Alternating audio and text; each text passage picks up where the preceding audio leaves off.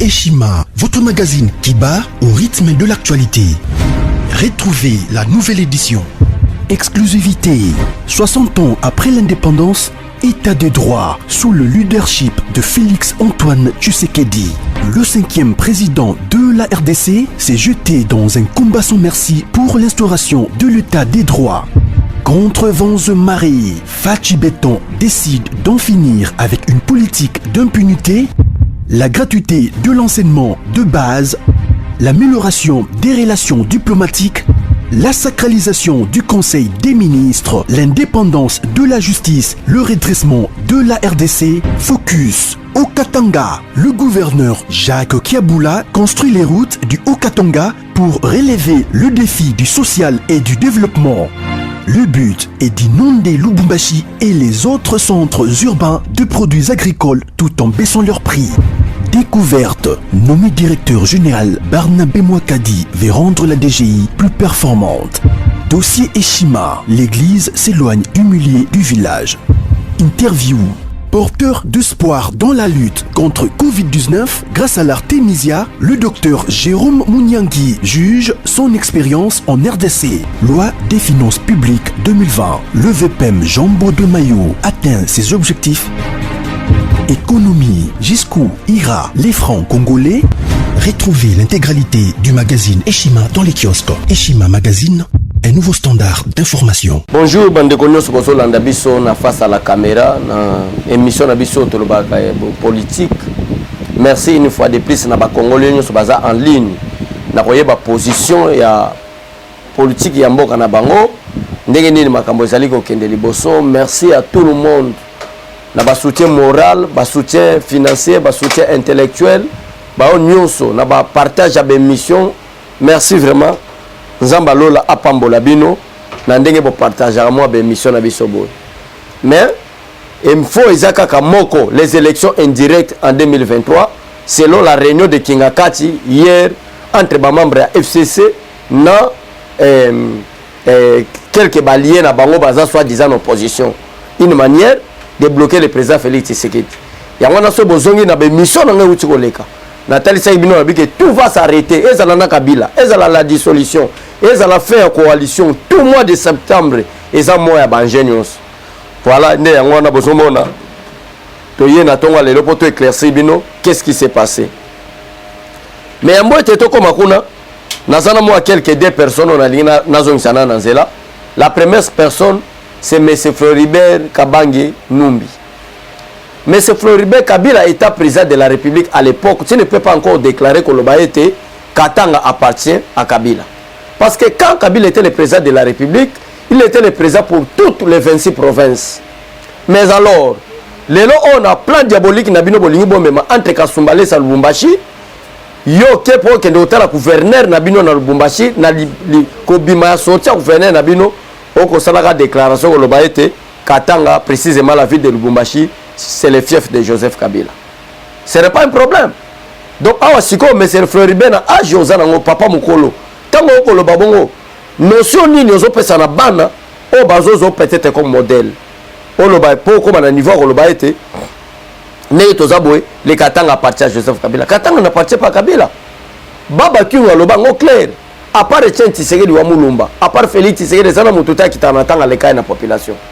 Batia président Félix Tshisekedi, tout président Jean-Marc Kabunda, qui est à Lubumbashi, na Joseph Kabila, bata la nana populaire. Mais là, ils sont crédibles, ils ont bambou, les oeufs, liboso. Tokota la place ni bozako lo bana Goma na Bukavu, au bata FCC bazaki ebele. Tokota là, vous êtes incapable. Ya Robim Sata Chadar na bavo ebele na Katanga.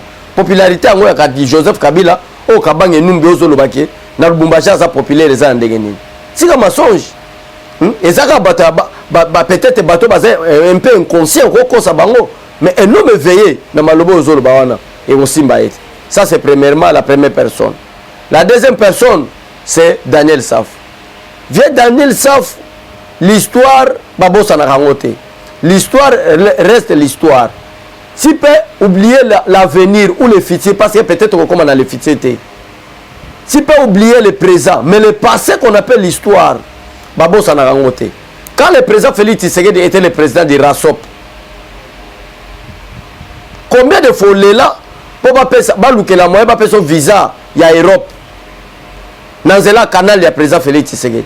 Combien de fois Daniel Saf ozala ki koyana limité 10 mairie au kosengaka moi quelque chose à l'époque le président Félix Tshisekedi ba eli réel ko la président raso po to za benga bon rassemblement.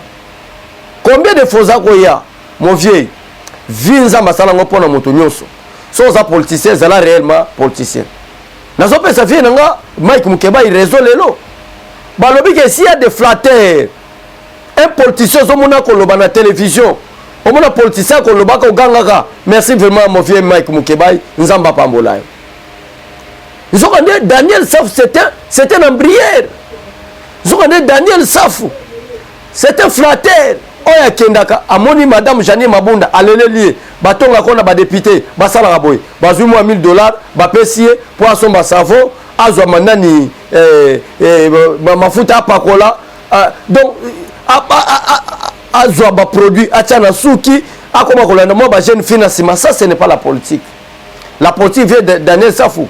On ne refuse pas à un État qui se respecte, à un État qu'on appelle l'État de la démocratie. Dès que même les présidents violent les principes, beaucoup de violent les principes. Mais la politique de la haine, politique de la jalousie, au kotambola makolongulu au koufi, vous étiez tous derrière pour nous aller contre le président de la République. Donc, vieux Daniel Safou, je ne parle plus de Sénayo. Mais na mettre en garde, na Floribert Kabange Numbi. Vous devez faire beaucoup attention. Voilà quelques avertissements. Mais, toko ta info na biso. Réunion ya Kafu na Kingakati, dirigé par Kabila lui-même. L'objectif ya Kingakati, na ba plan nyoso, parce que plan est décidé Jean-Marc Aboun. Et où na FCC, mais ba utiliser moko ya ba député opposition, précisément Jean-Jacques Mamba ya MLC.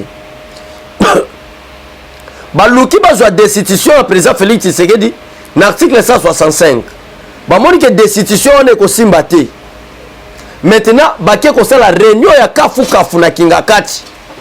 Na kati réunion ya Kafu basali tous les membres ya FCC, tous les présidents ya ba parti politique FCC.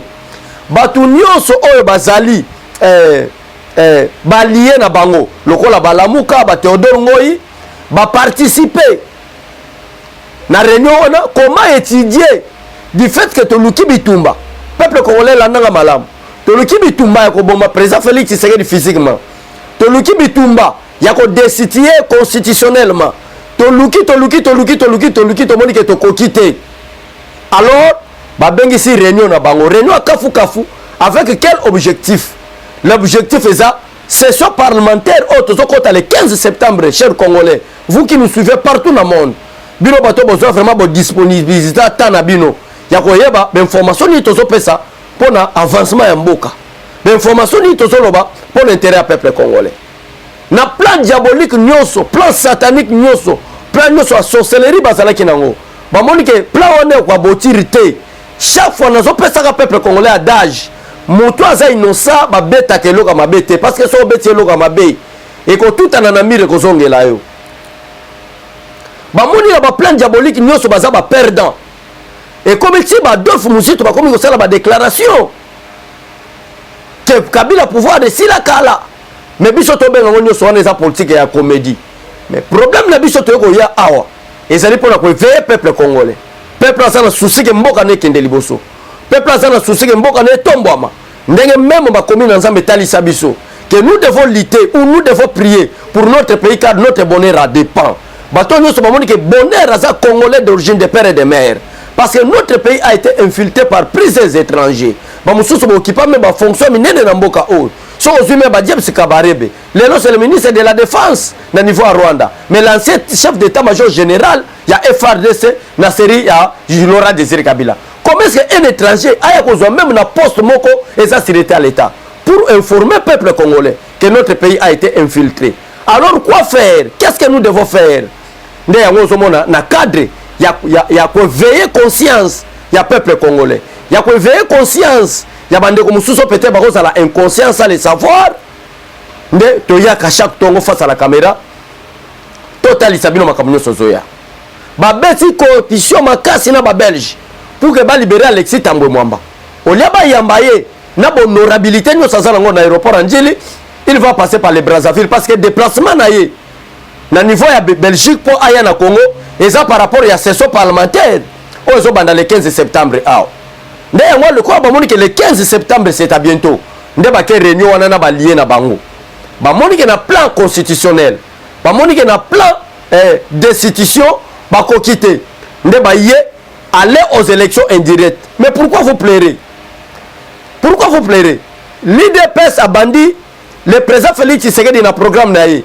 Il y a identifié le peuple congolais au bon la service à ONIP, Office national de l'identification de la population. Tobanda Kango depuis 2006. À 2006, c'est Kabila qui est le président de la République. Toyebisi Bango Kabila doit avoir d'organiser des élections. Et c'est la République démocratique du Congo est en combien de peuple au Bako qui a une élection. Parce que nous avons la carte citoyenneté. En 2006, Boboyi, qu'on peut le peuple congolais, la carte citoyenneté, mais l'élection est le cas d'un degré impitoyable. L'élection est le cas d'un degré incroyable. L'élection est le cas d'un degré irrégularité très dangereux en 2006. Toujours dans l'élection 2006, parce que il a un programme ya IDPST. Il y a un chantier de Moulumbate. Il y a un nombre de morts. Il y a un conflit armé seulement en 2006 entre Jean-Pierre Bemba et Joseph Kabila. À cause, il y a malentendu, il y a un peuple qui avant qu'il y ait une élection, comment est-ce qu'il y a une élection, il y a un nombre de peuples qui ont bangote. Il y a un nombre d'électeurs.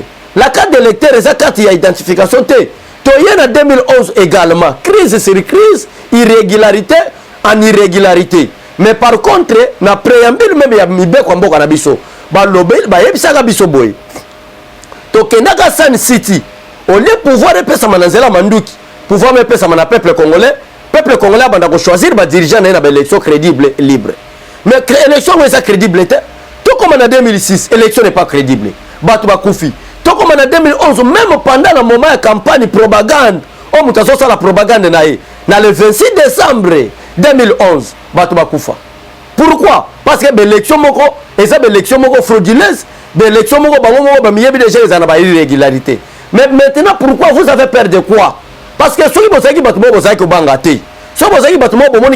politique, la première chose que vous devrez faire, c'est une identification au peuple congolais, que ce soit en 2006, que ce soit en 2011, pour être un nombre de peuple congolais. Depuis que vous avez 12 millions. Donc, tu as raté, tu as raté. Depuis que la République démocratique du Congo est composée de plus de 80 millions de population. Tu as raté, tu as raté. Et vous aurez un nombre effectif à Makassi. Vous pouvez faire un extra pays au Bitumbe pendant 20 ans régime à Joseph Kabila. Ne yangoana, ba moni peuple congolais, na plan diabolique na bango bazanango. Na plan sorcellerie na bango bazanango. Ba moni malamu ete septembre yango ezobanda. Moi ba session nyonso.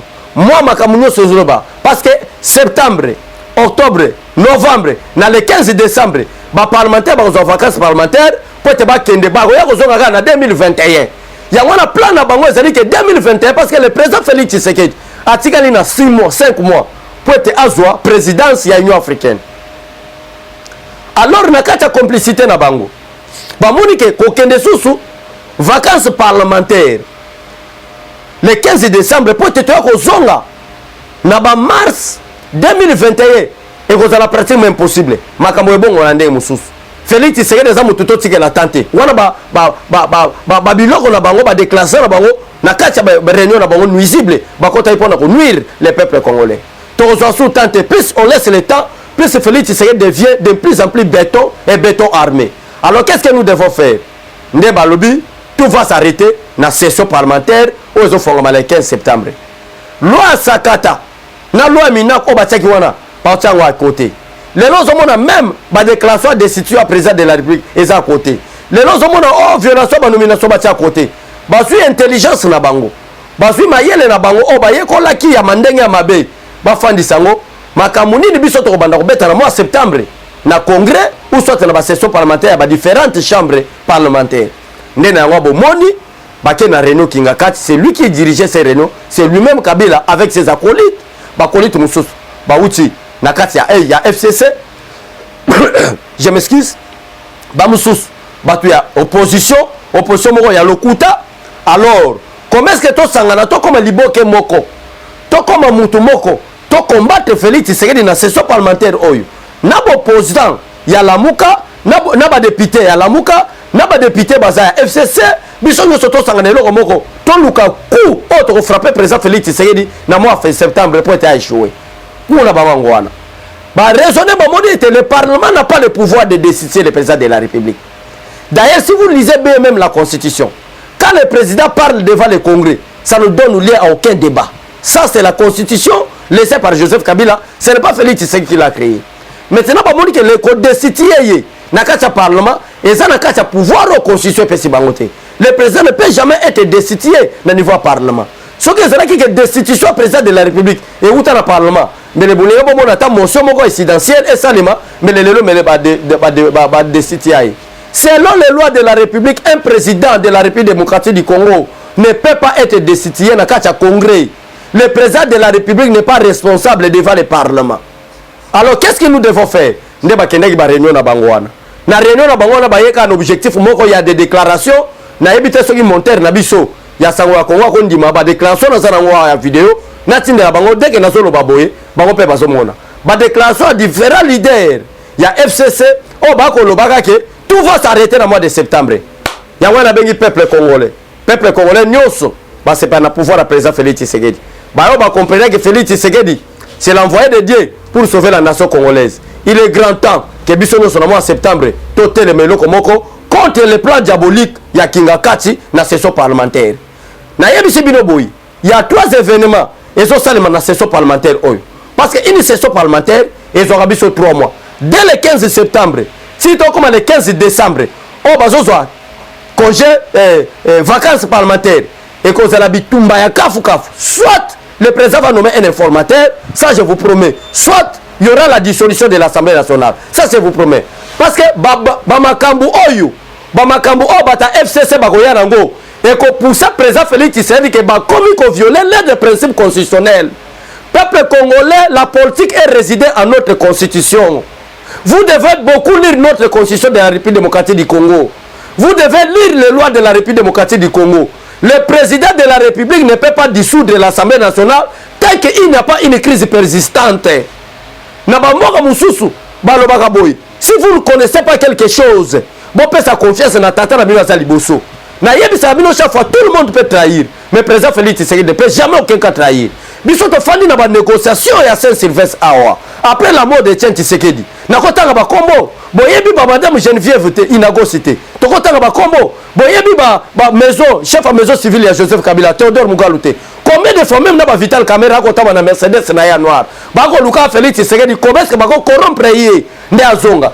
Est-ce que vous comprenez pourquoi corps Tshisekedi Saki puis il y a une année et demie libanda mboka babo ya kokundango awate parce que ba négociation ezali koleka Félix ateka mboka so andimi koteka mboka ba tia premier ministre kora tata neko ya bakende ba okundai mais simbate parce que Félix Tshisekedi c'était ce n'est pas un homme corruptible mais c'est un homme intègre nena yango na biboui ba on nyonso ba comprenant que Félix Tshisekedi est en train de lutter. Qu'est-ce qui est en train de détruire le Congo et les Congolais? Ba Congolais ba tondisa mi bango na ba haine. Ba Congolais ba tondisa bango na ba division. Nde yango na bengi conscience ya ba politiciens nyonso. Le session ya le 15 septembre dès que bozo banda biso nyonso déjà toza na parlement. Tokotala entre la force populaire et la force parlementaire badani ba ko gagner. Mais la constitution de la République démocratique du Congo a donné plein pouvoir la force populaire, c'est-à-dire les peuples, va se prendre en charge. Nous avons un plan diabolique na bango, tant qu'il y a une élection dans les députés. Donc les députés, ba banda, qu'on vote président de la République. Or, on viole même la constitution. Bato ba ko ba kambouana. Ce sont les députés. On ba benga bango ba législateur, ba votera mi beko ko tabu samboka, mais tala makamba ko loba. La constitution est claire. Le président est élu au suffrage universel direct. Ça, c'est la constitution de la République démocratique du Congo. Le président de la République démocratique du Congo, M. Joseph Kabila, les bandes Yabata FCC, écoutez bien, la constitution est claire. Attendez là où le président Félix Tshisekedi violera la constitution. Attendez là où ça ne marchera pas. Vous pouvez attaquer le peuple à comprendre Bino. Mais une élection indirecte. Par rapport à quelle base il y a texte? Parce que les élections sont régies par rapport au texte. Texte, il faut prouver en gros. Pour être bon, il faut une élection indirecte. Parce qu'en termes d'élection, selon la Constitution est claire, le mandat du président de la République est élu au suffrage universel, direct, c'est-à-dire par les voix, il y a peuple congolais. Tant que vous avez une députation, ça c'est, vous violez même la Constitution. D'ailleurs, ce peuple congolais, moi, septembre, oui, bazo préparer l'eau. Biso peuple préparer l'eau. Merci la bande de Konyo Sobalanda Gabiso. Merci Batonyo Sobapesa Biso confiance, ba partage à Gabemission, ba tchaka commentaire. Nzamba lobi na makomi na toute autorité vient de dire. Toute armée forgée contre vous sera nulle et sans effet. Du fait que le pouvoir a Félix Tshisekedi, et ça pouvoir moko ils apprennent à éveiller peuple congolais. Qu'on a droit peuple au baba fouaki, qu'on a droit peuple comme vraiment na droit naïe. En tout cas, Moutounio Sakoya a okutana na loboko na Nzambe. Que Dieu bénisse le peuple congolais, que Dieu bénisse le président de la République démocratique du Congo, Félix Antoine Tshisekedi Tshilombo, que Dieu bénisse le Congo. Merci beaucoup, au revoir, bye bye et à la prochaine. Tokuta na poto solabé. Nzamba pambola bino.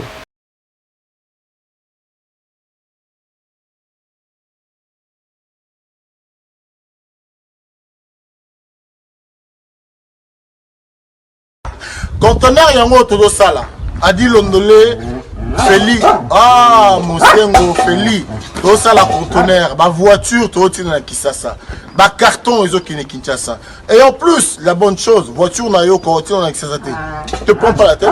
Il y a la buisson, chargé bilo qu'on a yo, te relivrer à domicile, chose en a bon, au teki, c'est parti. Holanda, tout ce qu'on a fait.